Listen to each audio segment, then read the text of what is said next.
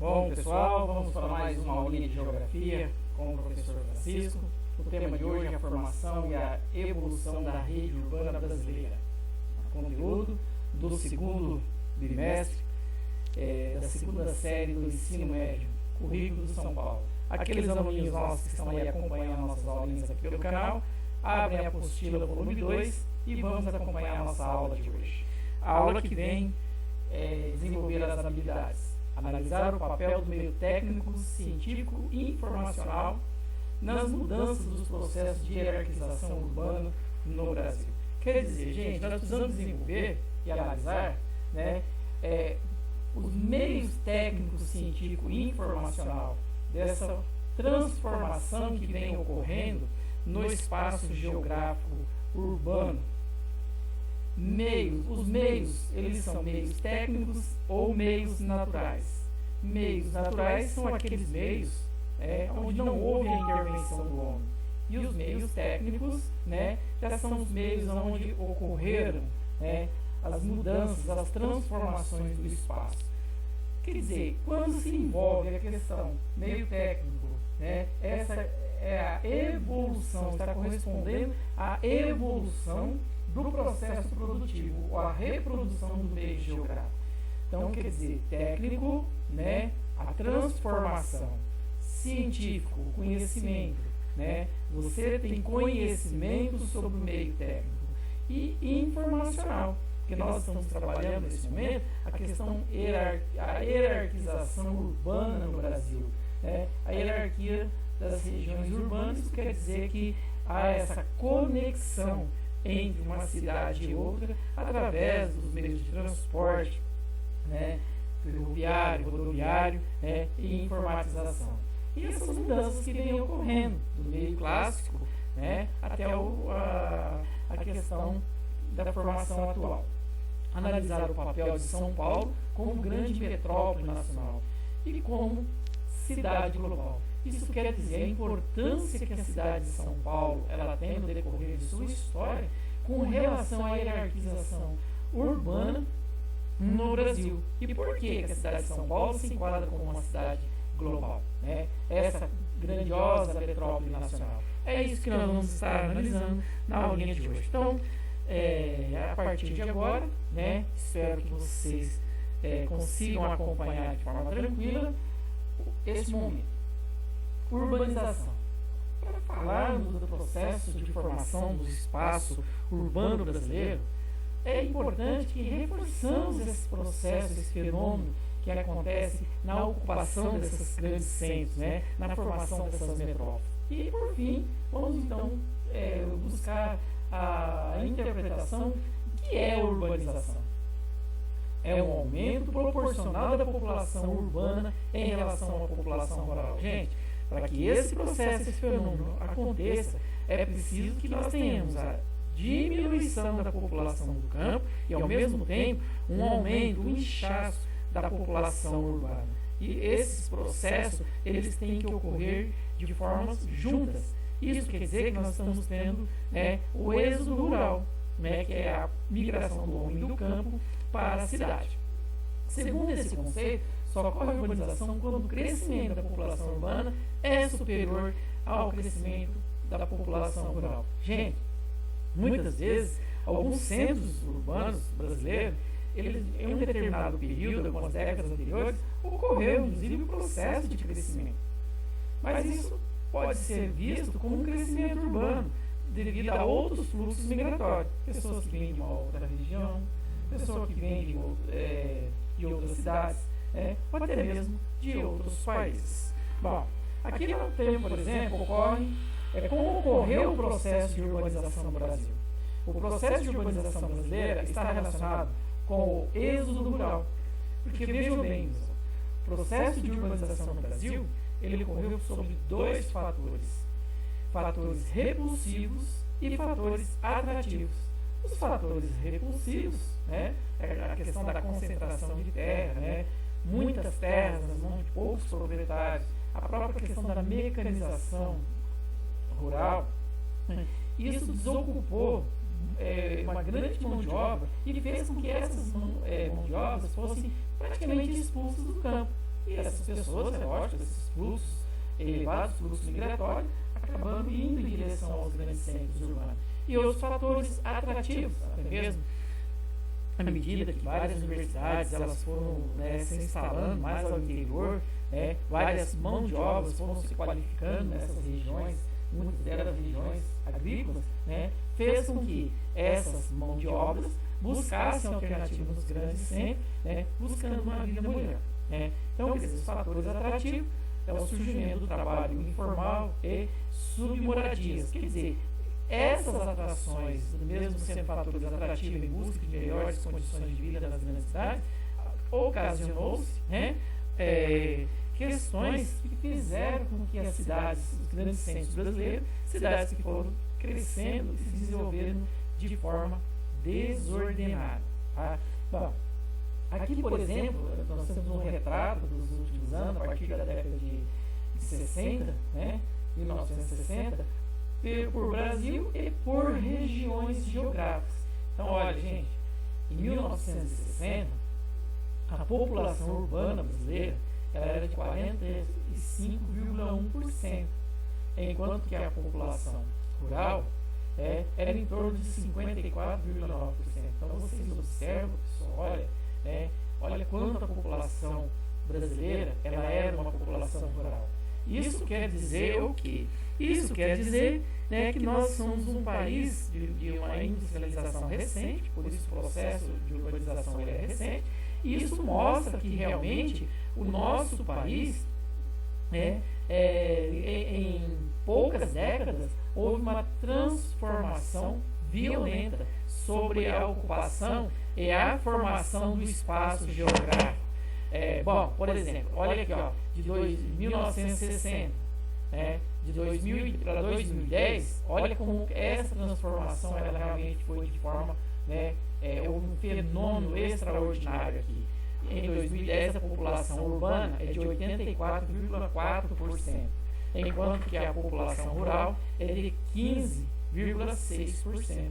É lógico, gente, diferente. Olha as outras regiões do Brasil comparado ao nível nacional. Né? A região sudeste, isso é um retrato, até mesmo devido ao processo de industrialização que começou a partir da década de 30, né? Iniciou-se uma região de desenvolvimento mais cedo. Isso mostra, né, que a região sudeste sempre já teve o seu processo de urbanização, né, anterior às outras regiões do país, levando em consideração que a região sudeste em 2010 chegou com uma população rural de 7,1%, enquanto que 92,9% da população encontra-se principalmente nas grandes cidades. Essa observação que eu gostaria que todos, né, prestassem bem atenção, né, primeiro, a cidade industrializa. À medida que a cidade ocorre o processo de industrialização, é natural que venha acontecer o processo de urbanização. A urbanização e industrialização são dois fenômenos que acontecem juntas.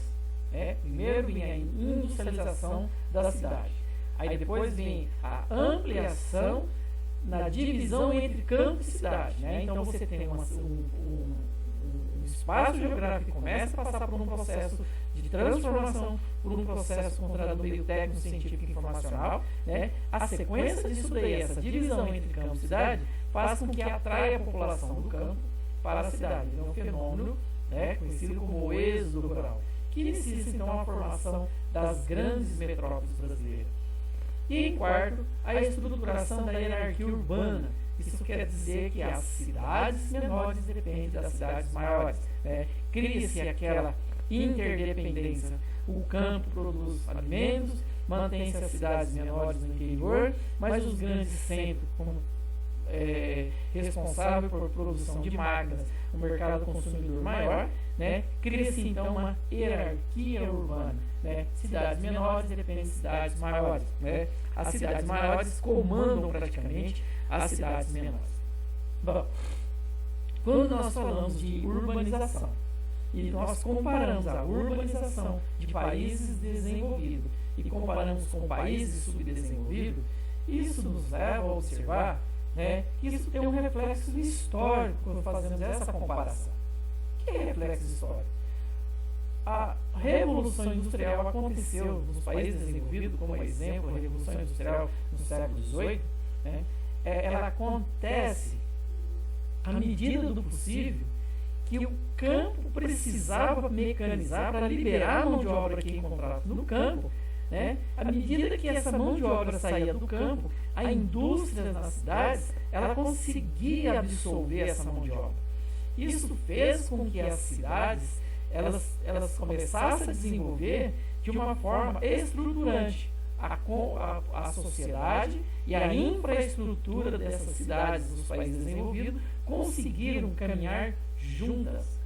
A urbanização mais antiga, mais lenta, não foi de forma como nós olhamos naquela tabela anterior, na tabela 1, como aconteceu no Brasil, e exemplo do Brasil, isso também aconteceu em outros países subdesenvolvidos e industrializados. Então eles tiveram condições de ter uma melhor estrutura, rede urbana mais densa, né, e interligada. Então eles tiveram tempo suficiente para planejar. Diferente de países como o Brasil, por exemplo, né, o fato de ter um alto crescimento vegetativo, populações, na época, famílias tinham muitos filhos, porque era uma questão de cultura, os filhos ajudavam no serviço braçal, no serviço da roça, os avanços tecnológicos já vinha também criando um certo efeito no crescimento demográfico da população mundial. No Brasil também não foi diferente, apesar de ser de uma maneira mais lenta, mas isso aconteceu. Começa a aumentar a expectativa de vida da população, a mecanização da lavoura, a pobreza generalizada, a fome, a discriminação étnica, né, devido à população caipira, a população rural, a concentração de terra, muitas terras nas mãos de poucas pessoas, a má distribuição de renda, precárias condições de vida na área rural. Isso fez com que a população olhasse para as regiões metropolitanas que vinha também, né, surgindo. O que quer dizer? Isso, qual é a consequência disso? As submoradias, surgimento de grandes favelas, né? Isso é comum, são paisagens comuns das regiões metropolitanas, dos grandes centros urbanos brasileiros ou em países subdesenvolvidos, e não são comuns nos países desenvolvidos, quando se trata de um retrato de urbanização. Transporte coletivo precário, hoje a gente vê que é um sério problema das grandes cidades. Falta hospitais, falta de escola, né? Escola que atendesse a todos, né? Próximos de suas casas, né? Em condições de forma igual. E isso não acontece. Acúmulo de lixo, né? E isso faz com que essas paisagens, como nós estamos vendo aí, se tornam paisagens comuns dos países subdesenvolvidos e não são paisagens comuns dos países desenvolvidos. Olha aqui, ó, um bairro, né? Nós temos aqui bairros luxuosos, né? Enquanto que do lado nós temos aqui uma grande favela. Né? Então isso é o retrato da desigualdade social, né? que fica bem visível nos grandes centros urbanos brasileiros. Imagens como essa, né? Os rios, né? Aquilo que nós chamamos no início da aula como habilidade a ser desenvolvida, né? Então você vê que o meio natural aqui, olha, dá espaço para o meio técnico. Né? Olha a ocupação de avenidas, viadutos, rios poluídos, né? Rios que viram depósito de esgoto. Olha, gente, pessoas sobrevivendo de coleta de lixo, né? Fazendo a coletagem e reciclagem. São muitas pessoas que, devido à intensa desigualdade socioeconômica, então, quer dizer, aí acarretam também esses problemas ambientais nas grandes cidades. Né? Isso é um reflexo do acelerado processo de urbanização. As cidades não conseguem acompanhar, né, esse processo.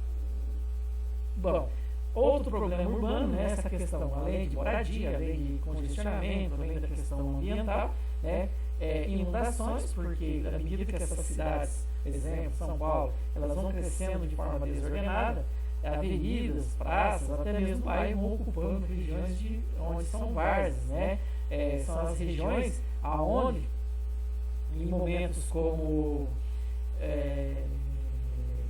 cheias, né, de época de muitas chuvas, né, essas várzeas é onde é o escoamento, onde a água, né, quando ela sai do leito, né, ela encosta. Isso até, inclusive, isso para muitos é visto como um reservatório de água, né? Para que quando chegar o período da seca, de forma natural, essa água ela vai se desfazendo aos poucos de maneira natural. Mas como tem aqui o asfalto, a construção de prédios, calçadas, isso faz com que o solo perca a infiltração, e essa água ela não tem como infiltrar no solo. Por isso, qualquer chuvinha que acontece, principalmente em cidades como São Paulo, rapidamente, os bueiros não conseguem absorver essa água, né, devido à quantidade, né, e a mesma questão do lixo, né, que envolve esses bueiros, que ele faz, né, isso acaba acontecendo um caos no verão, épocas de cheia, de chuvas nessas cidades, né. Olha as condições precárias de uma criança aqui, né, uma área alagada, a violência urbana, né, como assalto, a poluição do ar, congestionamento e lixo sendo jogado, né, para todo lugar. Bom, quando se trata de uma relação entre hierarquia, né, a relação entre cidades em uma rede urbana, aí nós temos aqui o esquema clássico. O que é o esquema clássico? É aquele que nós comentamos no início da nossa aula. Uma metrópole nacional, né, ela está sob o comando praticamente das outras cidades menores, né? Olha como essa é uma hierarquia clássica. Mas à medida que a conexão entre essas cidades elas avançaram, a comunicação, a informação, hoje nós estamos vivenciando o esquema atual.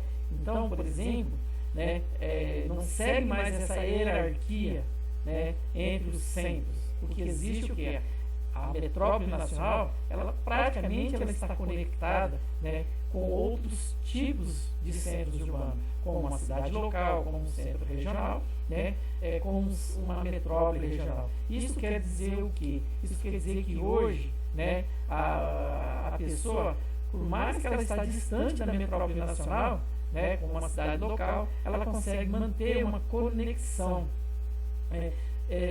sobre uma metrópole nacional. Bom, aí aparecem então as redes urbanas, né? Porque a gente fala rede, né? Como a gente fala rede elétrica, nós falamos rede de esgoto, rede de água, né? Comunicação em rede. Então nós temos aqui, né, a comunicação em rede também. As cidades elas estão comunicadas, né, em forma de rede, né, pelo sistema, né, que nós chamamos aí, território de cada país interligados umas às outras através de um sistema de transporte e de comunicações, pelos quais fluem pessoas, mercadoria, informações e etc. Então você vê que hoje a coisa está tudo um entrelaçado de comunicação, né? Então não são apenas a informatização que está comunicando em rede, né? As cidades também. Por isso que nós chamamos, né, lá no início do bimestre, nós falamos do início da ocupação do Brasil, da formação do espaço territorial. O que chamava a atenção era o modelo de arquipélago. As cidades, as áreas produtoras não tinham aquela comunicação, viviam isoladas. Hoje o Brasil já não além de ser um país de dimensão continental, né, somos um país que hoje existe uma certa comunicação, apesar de algumas dificuldades dentro das áreas mais distantes, né, mais isoladas do nosso país, como por exemplo a própria Amazônia. Mas o isolamento total já praticamente não está existindo mais, né? Existe mais essa comunicação. Vocês observam neste mapinha aqui, as principais cidades que estão próximas do litoral. Nós temos São Paulo como uma cidade global, né? A grande megalópole nacional, devido a conjuntos de outras situações, fatores que nós vamos estar analisando no próximo slide. O Rio de Janeiro como uma metrópole nacional e Brasília, né? Então, nós temos uma densidade demográfica maior nessa região aqui que envolve o eixo São Paulo e Rio de Janeiro. Bom, gente, o eixo Rio-São Paulo, esse eixo Rio-São Paulo, olha, que pega aqui, ó, região metropolitana de Campinas, né, Jundiaí, Guarulhos, São Paulo, a gente vê aqui, ó, Sorocaba, toda essa região aqui, Baixada Santista, Vale do Paraíba, São José dos Campos, Taubaté aqui e tal, né? Nós chegamos aqui ao Rio de Janeiro, na Baixada Fluminense, toda essa região aqui que forma o eixo Rio e São Paulo, Isso aqui hoje representa 25% da população brasileira. Ela está praticamente concentrada aqui, ó, nessa regiãozinha aqui, né? Isso representa em torno de 60% de toda a produção industrial do país. Então, bom, para facilitar, nós temos aqui, por exemplo, a hierarquia urbana pode ser categorizada da seguinte forma: metrópole. Uma metrópole são cidades sede de uma região metropolitana formada por um aglomerado de cidades, constituindo uma única malha urbana, integrando serviços e infraestrutura urbana, como por exemplo cidades de São Paulo, Buenos Aires, né, Rio de Janeiro. Uma metrópole, há muitos que entendem que uma metrópole é uma cidade que ultrapassa 1 milhão de habitantes, mas toda aquela cidade, né, que é a cidade sede de uma região metropolitana, né, consideramos isso como realmente uma metrópole. Aí nós também temos um exemplo aqui de hierarquia de cidades globais. Podemos usar exemplo a cidade de São Paulo, porque a cidade de São Paulo é uma cidade global. Gente, se nós observarmos, dar uma volta ali na Avenida Paulista, nós vamos perceber que as principais sedes, escritórios das principais empresas multinacionais que mantêm a conexão aí com o mundo inteiro estão ali. Bolsa de valores, nós temos centros de pesquisa de alta tecnologia na cidade, né? Nós temos uma enorme infraestrutura de hotéis e aeroporto ligando ao principal centro financeiro do país. Então, vocês veem que realmente a cidade de São Paulo ela tem essa característica de conexão com outras partes do mundo, começando a partir da Bolsa de Valores, né? Que é presente ali. Uma megalópole. Quer dizer, quando a gente fala megalópole, é um conjunto de metrópoles, um conjunto de regiões metropolitanas, né, que é uma região que é formada por, né, diversas regiões metropolitanas. Então, quer dizer, em alguns países eles analisam a megalópole como um conjunto de metrópoles, como um conjunto de cidades acima de 1 milhão de habitantes, próximas umas das outras. Né? Mas nós analisamos nessa situação hoje, nessa formação nossa territorial aqui, nós analisamos como uma região formada por um conjunto de metrópoles. Então, nós pegamos a metropolitana, pegamos a região metropolitana de Campinas, região metropolitana de São Paulo, região metropolitana da Baixada Santista, Vale do Paraíba, Baixada Santista. Então, olha que legal aí, né? Essa concentração de praticamente aí 25% da população brasileira concentrada em uma única pequena região comparada, né, a questão brasileira do território. Então, quer dizer, uma metropolização, só para reforçar o slide anterior, uma metropolização é quando ocorre o processo de conurbação. O que é a conurbação? É quando cidades vizinhas às outras, ou uma cidade sede maior, elas vão formando um aglomerado de cidades, né? Elas vão se emendando, se ligando umas com as outras, né? Aí nós chamamos de região metropolitana. Vamos pegar aqui pela nossa região, né? Região metropolitana de Campinas. Nós temos, por exemplo, olha aqui, ó, várias cidades que estão próximas, interligadas umas às outras, que muitas vezes o que separa uma cidade da outra, né, o limite do município, apenas uma rua, aí uma avenida, nada mais do que isso, né? Ao mesmo tempo que você está numa cidade, você já está no limite de outra cidade, né? Região metropolitana, que tem algumas cidades, Valinho, Vinhedo, Indaiatuba, Montemor, Hortolândia, né? Minha cidade aqui, Sumaré, Nova Odessa, Paulínia, Cosmópolis, Americana, etc. Então, aqui uma região com mais de 5 milhões de habitantes, né? Por exemplo, aqui um outro exemplo que nós chamamos de inserção das regiões metropolitanas na região de Campinas, que formando aí a nossa macrometrópole, né? Então vocês observam que aqui, ó, na cidade do município de São Paulo, Baixada Santista, todas interligadas, conectadas umas às outras, né? Olha a região metropolitana de Sorocaba, região metropolitana aqui do Vale do Paraíba, né? Região metropolitana de São Paulo, Santos, e segue lá para o Rio de Janeiro. Gente, então, espero que vocês tenham gostado, tá? Buscamos aí, vocês sabem que essa é uma iniciativa aí do professor Francisco, para este momento que nós estamos vivenciando essa pandemia, e o objetivo é não deixar ninguém de fora. Então, aquele que não conseguiu assistir a aula presencial, né, por iniciativa, estamos aqui tentando atender a todos. Espero que essa aulinha tenha contribuído mais uma vez para que vocês não fiquem para trás, né, durante esse período de pandemia. Beleza? Espero que tenham gostado. Muito obrigado a todos. Valeu!